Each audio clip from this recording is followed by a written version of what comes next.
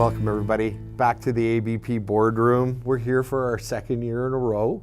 Last year we tried it for the first time, was to sit down and have a conversation about the things that we had accomplished over the course of 2024. And so we're here again to talk about 2025 and hopefully touch on a few things looking into 2026. So we've brought everybody together and we're really excited to take that opportunity to have the conversation.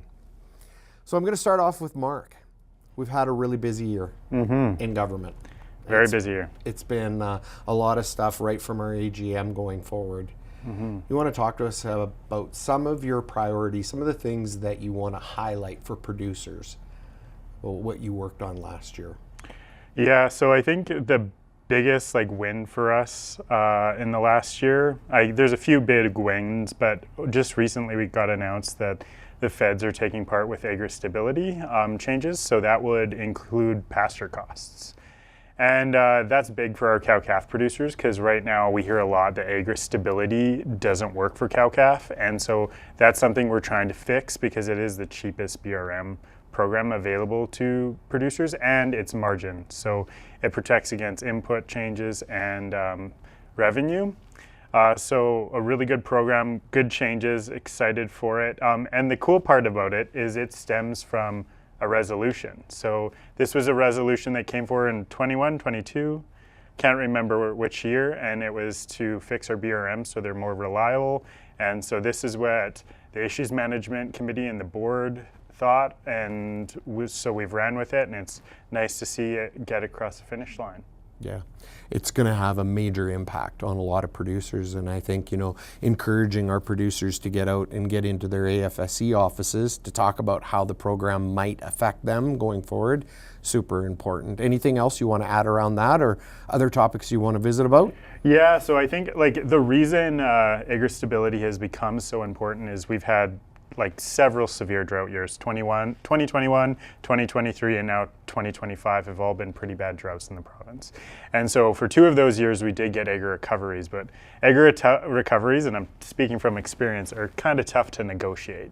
So we wanted a more reliable program change. And this year we saw another issue come up, and that's trade. So there was tariffs for about a few days in early in 2025, but it did send ripples through our industry. So that has been a focus for us, is making sure we have those close relationships with the states. So exporting wise, both for live cattle and for boxed beef, 76% of our exports go to the states. And for imports, they are, again, our biggest trading partner importing into Canada. So we really rely on that industry and that good connection and that relationship for our industry. So that's why during Stampede we toured, or Brad toured, a group of American legislators, senators and representatives through a farm, and we took the Texas Farm Bureau and we toured them through a ranch and a feedlot with the idea that a lot of these producers and the legislators might not know what we're like and how similar we are and how integrated we are and the importance of that. So Stampede was a great opportunity to take them through that. And I think we had a really successful year. We've talked to some of those organizations regularly since then, and we were really building those relationships, which with CUSMA expiring in June 30th, 2026, we need to be strong with those relationships. 100%. We had the opportunity to meet with the Texas Farm Bureau in a formal meeting with the Alberta Beef Producers executive, which was a really great opportunity to get to know each other a little bit better, understand more of our similarities and more similar items than there are differences. And it was a great opportunity. And then when you took them out for the tour, I think just continuing to develop those relationships in the United States is so important. Part of our efforts at NCBA as well. Is there anything you wanted to say about the cap on agri-stability? Yeah, so agri-stability, we've been asking for a cap, raising the cap that's currently $3 million up to 15 million for a number of years now. And the reason for that is those feedlots, a lot of them, it doesn't take much to hit a $3 million cap. And even for some large cow-calf producers or large grain operations, that cap is becoming alarmingly low. It hasn't been adjusted for inflation since the onset of the program. So we've been pushing for that. We did get an increase to 6 million for this year because of the trade concerns, but we would really like to make that $6 million cap permanent going forward, not just for 2025. Yeah, 100%. And it's a good opportunity for us to work with organizations such as Alberta Cattle Feeders, who have really led on this whole increase around the cap. And of course, we've supported it. It's one way that we can work with other beef industry organizations in Alberta. And we try to on many topics, whether it's Western Stock Growers or Alberta Grazing Leaseholders Association, whatever the natural connection would be to advocate together, we try to do that on a regular basis. Perfect. Is there anything you want to talk about going forward? You see coming down the pipe in 26? Yeah, so like agri-stability, they announced that they would fund those pasture costs and feed-related costs, but we don't know the details there, and the devil's always in the details. So we'll be working with the government to make sure that that's a best fit for our producers. The other thing is the Water Act hasn't quite passed yet. It's on third reading, I believe. When it does pass, there'll be policy items coming out in 2026. So we were pretty successful with getting first in time, first in right getting preserved in the Water Act, as well as no cuts to water allocations. But there is policy items with mandatory reporting of water use. And so we're going to really make sure that that reporting minimizes the administrative burden on producers. I know that a lot of producers are not going to want to do monthly reporting on how much water they used. And in some cases, it might not even be feasible. So that's something we'll be working for going forward. Yeah, how would you even monitor that? If you don't have a well and like a pump, that doesn't make a ton of sense. Yeah. In certain scenarios, like with irrigation, it's done pretty easy. But like for livestock operation, confined feeding and stuff, a lot of them don't have meters, so there would be some required changes there. Pretty significant ones. Mm-hmm. Awesome. That's wonderful. Thank you very much, Mark. We're going to switch over a little bit and talk about stakeholder relations. Deborah, do you want to visit or tell our producers a little bit about some of the stuff that were priorities for you in 2025? Yeah, so I think like taking some of Mark's pieces, as soon as we hear news like about agri-stability, it comes out on our website, ABP Daily. That's probably like one of our biggest priorities, and it's pretty cool. We won 4 awards at the Canadian Farm Writers Federation this year for the content that we come up with. And yeah, we're seeing great views on ABP Daily too. We saw there's about 400,000 views in the last year, and over 100,000 users are coming to the site. So it's really exciting. Is that unique users? Yes. Which is amazing though, to when we launched that back in 21, we were hoping that we could just start to gather some interest from our producers in Alberta. And to see those types of numbers, we know that there are people now gravitating to that real-time website all throughout the country and around the world. So it's really cool. And kudos to all of your hard work and your team's hard work for building on that. Yeah. So that's been pretty cool, and it kind of brings all of the different pieces of ABP together as well. And this May, we launched the changes to albertabeef.org, which we talked about last year in our video update. And that's starting to see some uptick too. And it's also a lot easier for us to edit behind the scenes and get that information out quicker. So that's been really cool. Yeah, absolutely. You know what the best piece of .org is? The new research page.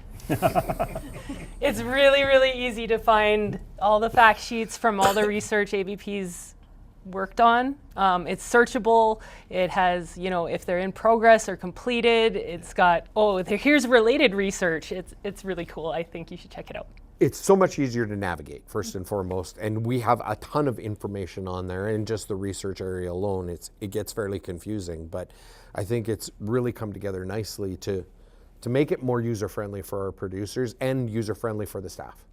So that's great. regardless, anything that you got planned for going forward that you wanted to chat about? Yeah, I'm really excited. We've kind of drafted kind of a strategy for the stakeholder side that I'm excited to manipulate a bit more, but it takes into consideration producer feedback on ABP Daily and the changes to albertabeef.org, but also like how social media is being considered today. So we've kind of dropped our use of X, for example, and that's in our stakeholder plan. And then also with that, the crisis communications plan, I think, is pretty exciting. Some potential changes there as we do some foot and mouth disease drills with the industry. So yeah, I'm really looking forward to seeing how we can facilitate a more strategic approach to our communications on the producer side. And that brings in media relations too into that plan, and the youth engagement component is in there as well. It's all connected. Everything we do here at ABP is all connected, and that's a great tool to bring everybody together, but we're all connected as a team too, because everything that we're doing, each one of you are doing has an effect or has an impact or can bring in advice from another team member. So we're a small team, but we're a mighty team at ABP. Talking about ABP Daily though, that something that complements also started in 2021 was the magazine. And this is an opportunity to introduce Katie Songer as our new marketing and marketing manager. And we're very happy to have you become a part of our team here at ABP. You want to talk to us a little bit about your first year? Yeah, it's been a really great year all around on the marketing communications side. I really enjoyed the magazine. It's kind of my one chance to talk to producers, and I am a producer, so that's kind of close to my own heart.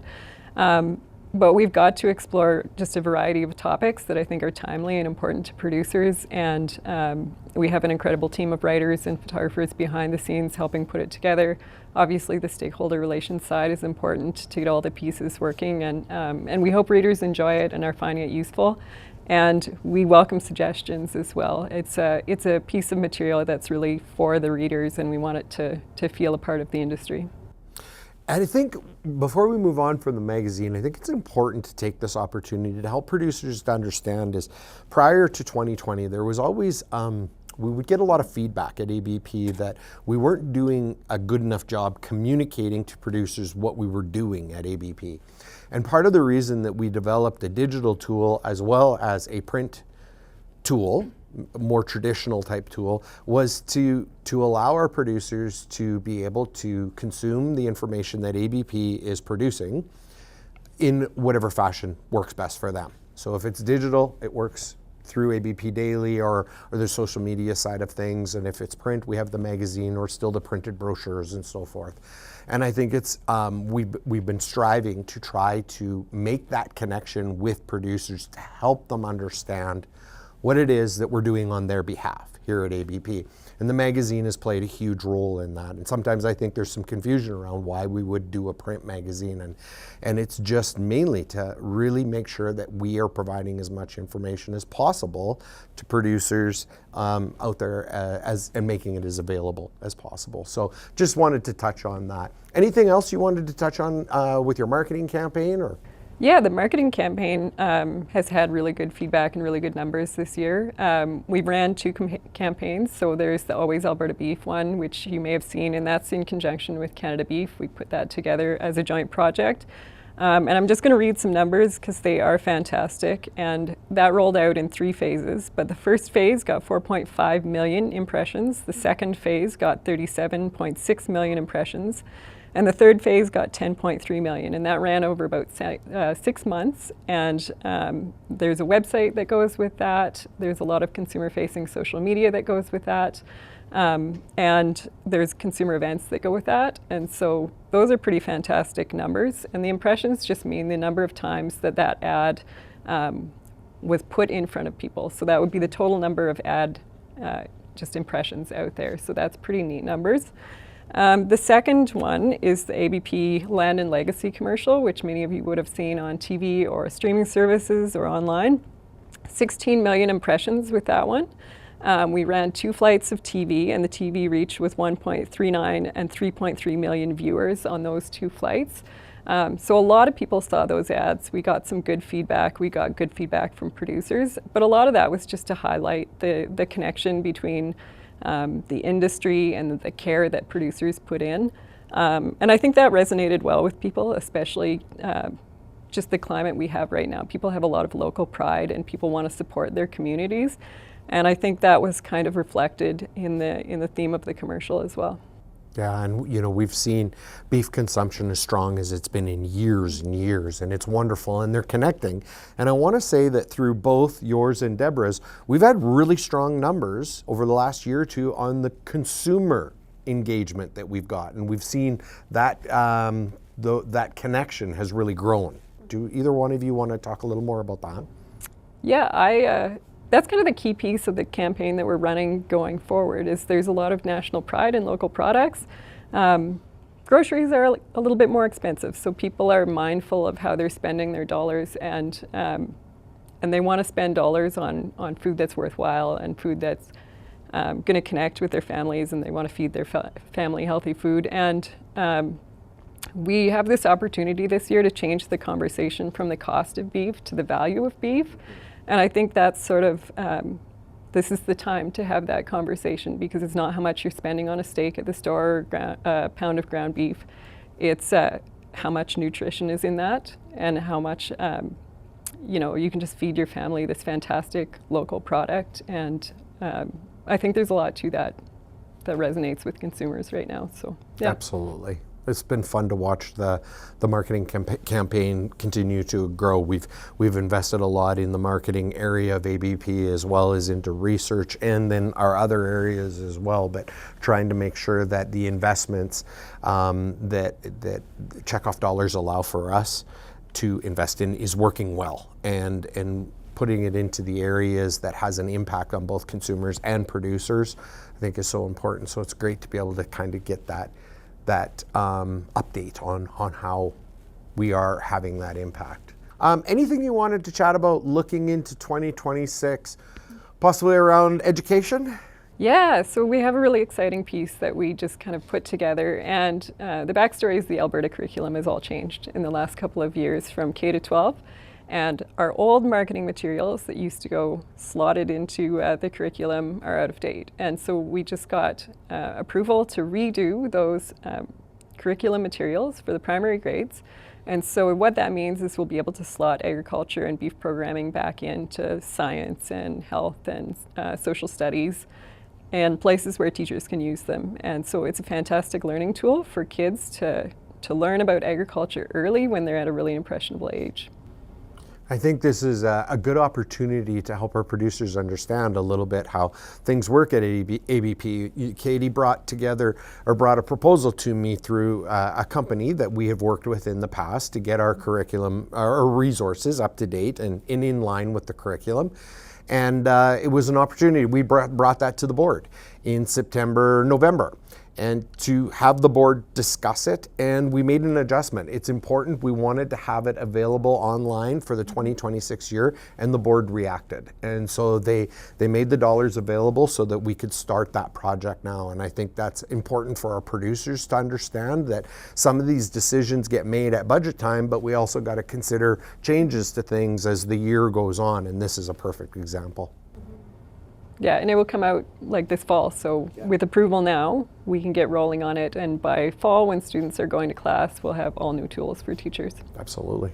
Well, part of the stuff that you are developing or putting together in the magazine, or you're putting together on ABP Daily or on the alberta.org, comes from Karen in our research area. And so I can imagine you've got a few things you wanted to update us on as well from 2025. I do indeed. The funding cycles is a little bit awkward to talk about at this time of year because they're a little bit out of sync. So I need to go back to kind of December, January of last year, where our research committee, who is made up of producers, so the producers make all the funding decisions, approved funding for 9 projects moving forward in several areas, from forage breeding to probiotics to animal health.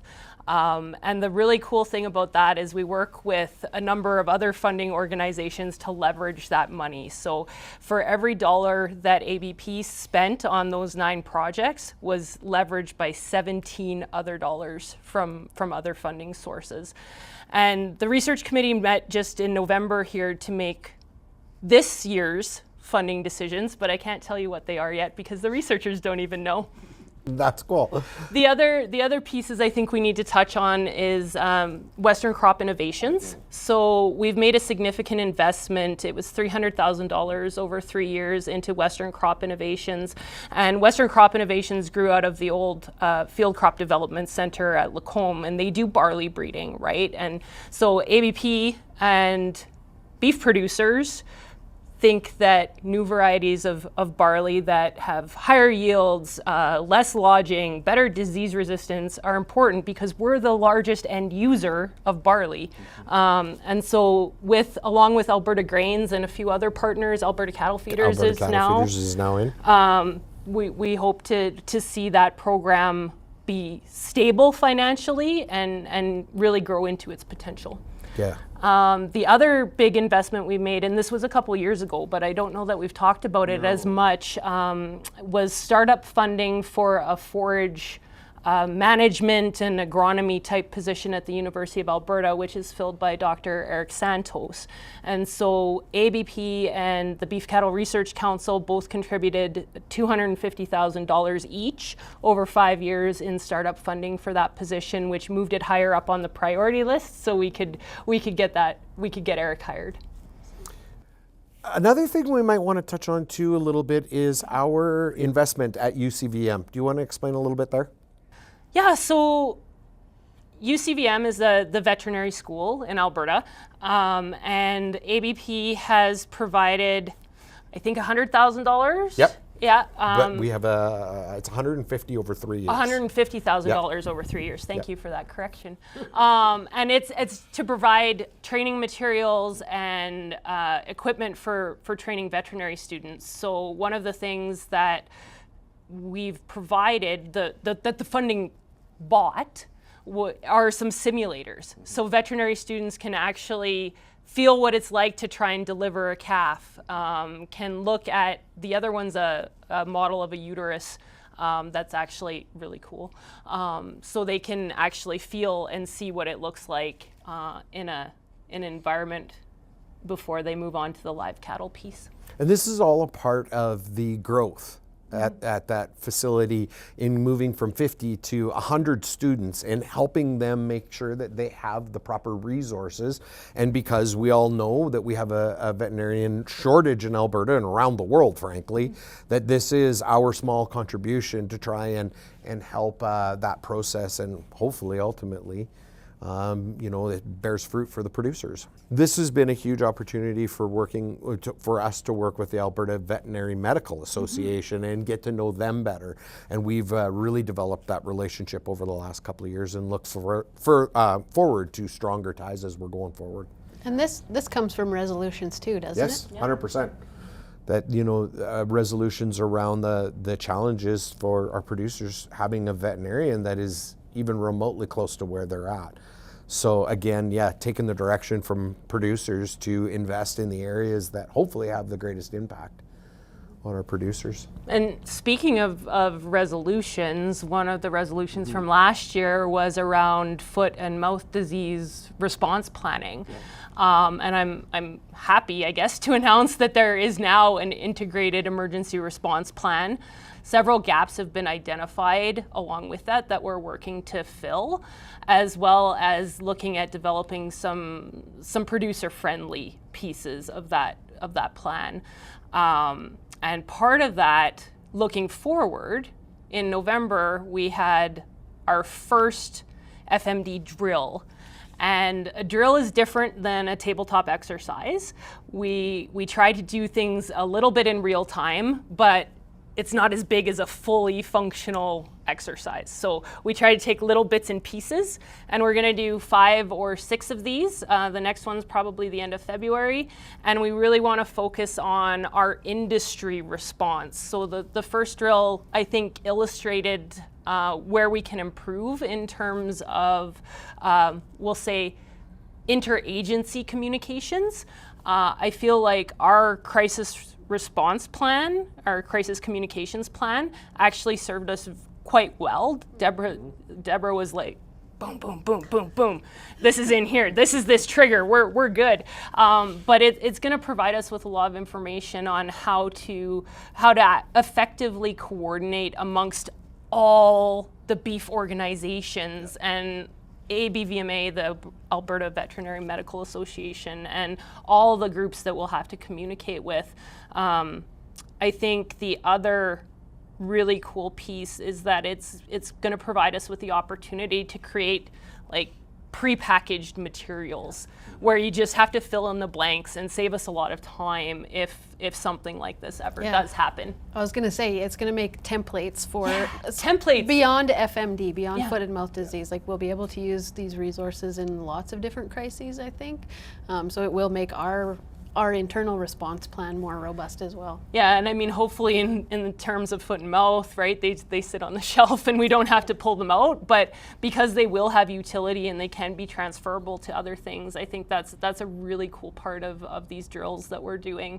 The other piece, Alberta Beef Producers has received a sustainable CAP grant to look at disposal planning. So if we have to dispose of large numbers of animals, that is unlikely to happen on farm due to land-based resources and water tables and all of those kinds of things. So we're working very closely with actually Alberta Milk, Alberta Pork, Alberta Cattle Feeders, and the Office of the Chief Provincial Veterinarian to look at some sites on Crown land in Alberta, do the geotechnical assessments, and hopefully get them approved by Alberta Environment and Parks. Is that the right ministry?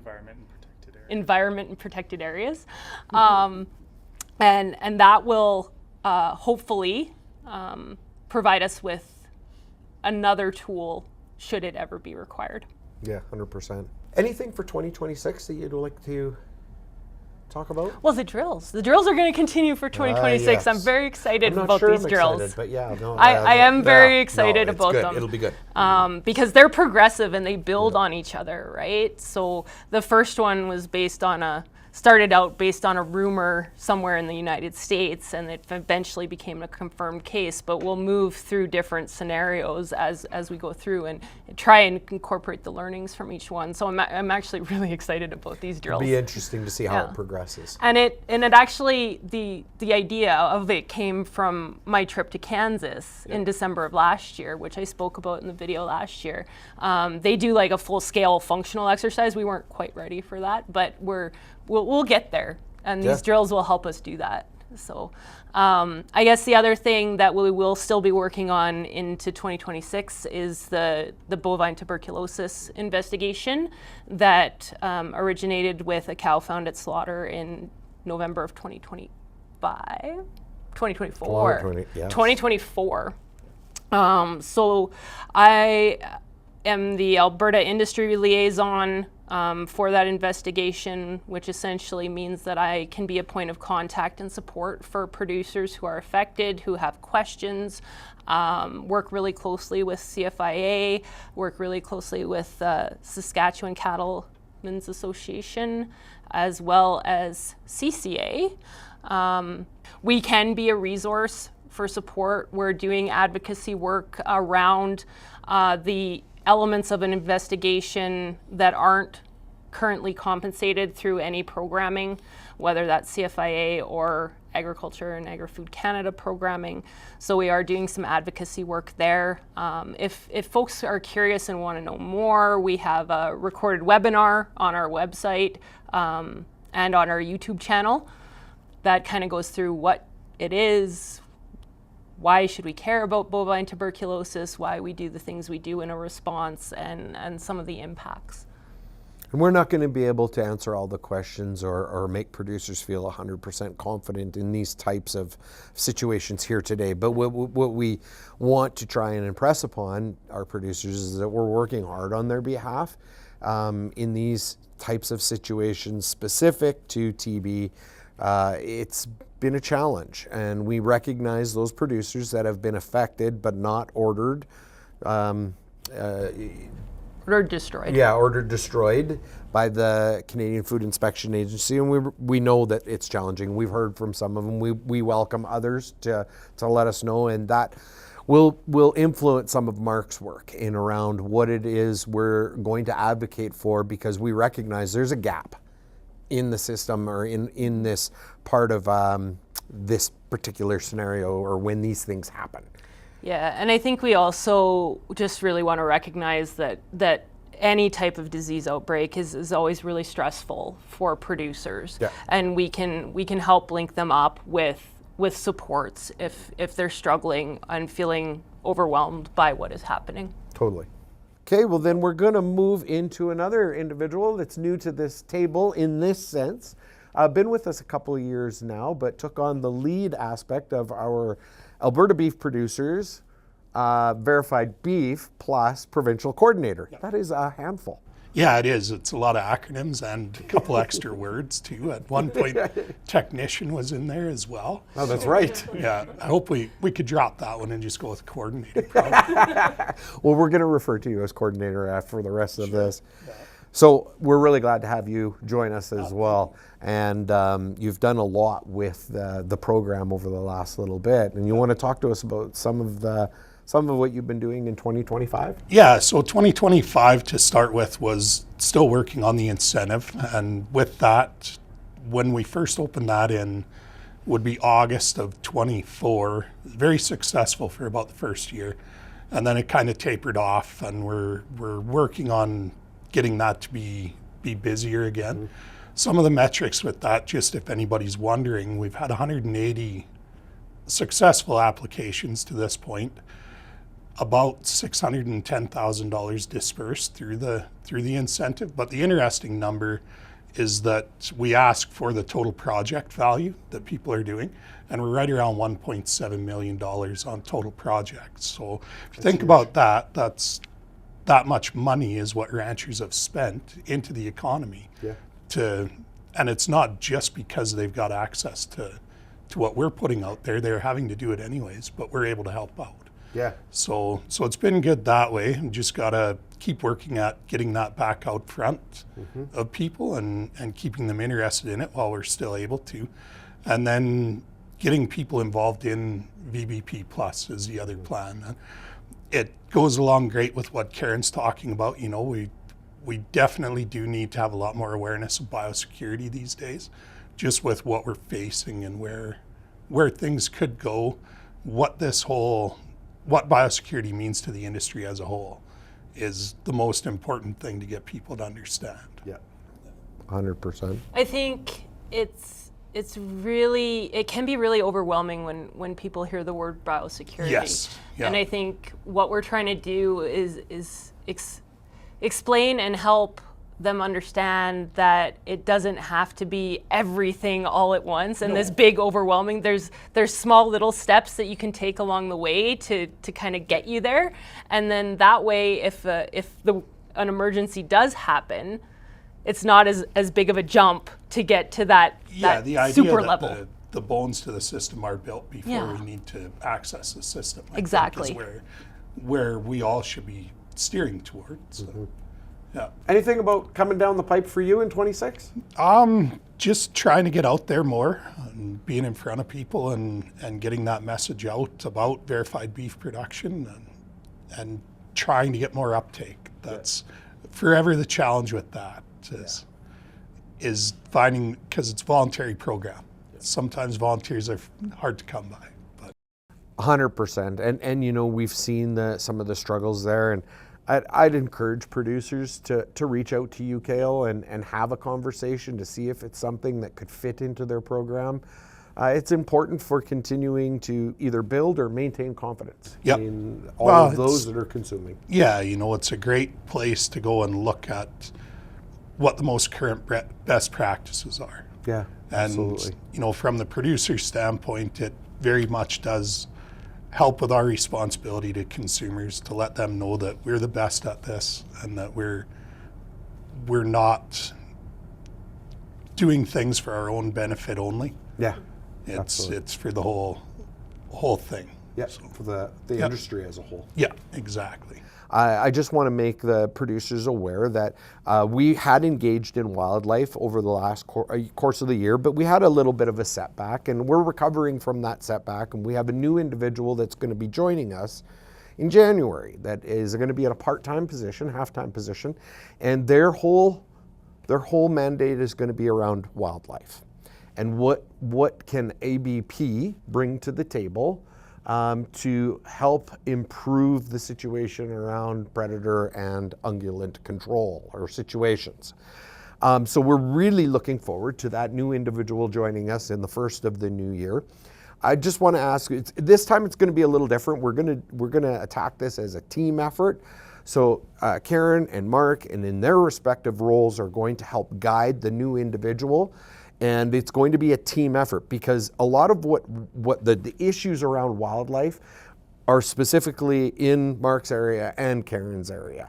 And so bringing the three of them together to help guide this position, and then this new individual has the opportunity to then hopefully develop some programming or whatever the case may be, projects or whatever, to assist our producers in some of the struggles they're facing. I want to say thank you to each and every one of you for all of your hard work in each of your areas, but we can't forget the rest of the team. We have a small team, like I said earlier, at ABP, but we have a wonderful supporting team that supports the efforts of this group here and myself and the board of directors and the delegates. So we encourage people to check out abpdaily.com or albertabeef.org. You can see all the staff that work on producers' behalf on those sites. And again, thanks everyone for being here today, and we look forward to doing it again next year.